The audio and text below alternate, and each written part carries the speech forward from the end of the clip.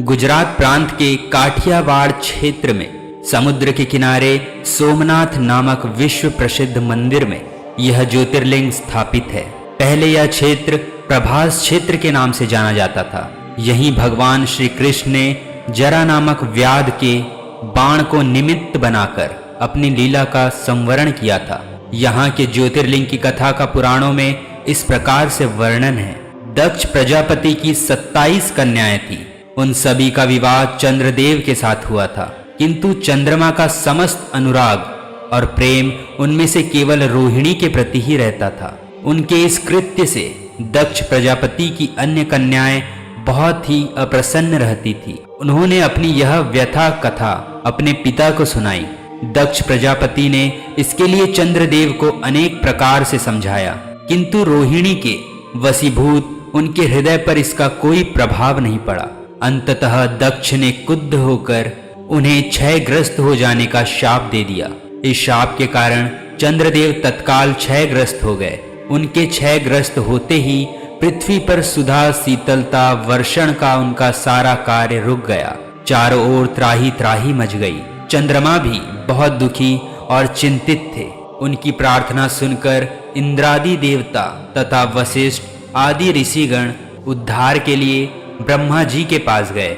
सारी बातों को सुनकर ब्रह्मा जी ने कहा, चंद्रमा अपने शाप विमोचन के लिए अन्य देवों के साथ पवित्र प्रभास क्षेत्र में जाकर मृत्युंजय भगवान शिव की आराधना करें।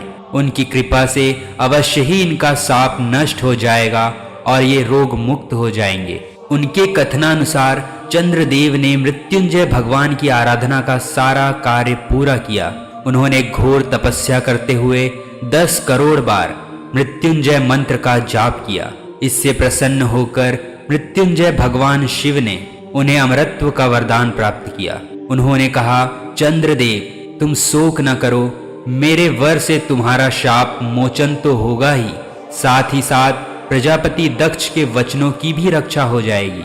कृष्ण पक्ष के प्रतिदिन तुम्हारी एक एक कला क्षीण होगी, किंतु पुनः शुक्ल पक्ष में उसी क्रम से तुम्हारी एक एक कला बढ़ जाया करेगी। इस प्रकार प्रत्येक पूर्णिमा को तुम्हें पूर्ण चंद्रत्व प्राप्त होता रहेगा। चंद्रमा को मिलने वाले इस वरदान से सारे लोकों के प्राणी प्रसन्न हो उठे। सुधाकर चंद्रदेव पुनः 10 दिशाओं में सुधा वर्षण का कार्य पूर्ववत करने लगे।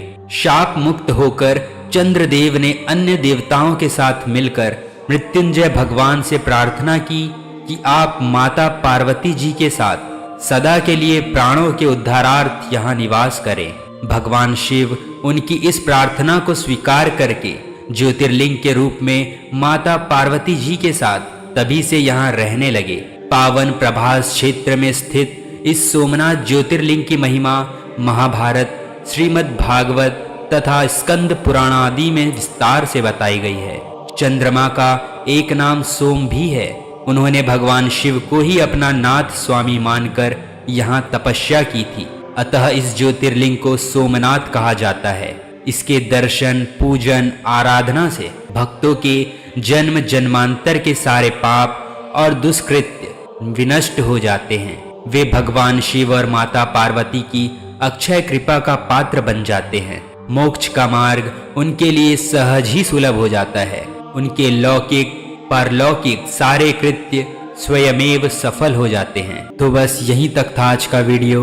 मिलते हैं एक और नए वीडियो के साथ। तब तक के लिए बी सेफ। जय हिंद। धन्यवाद।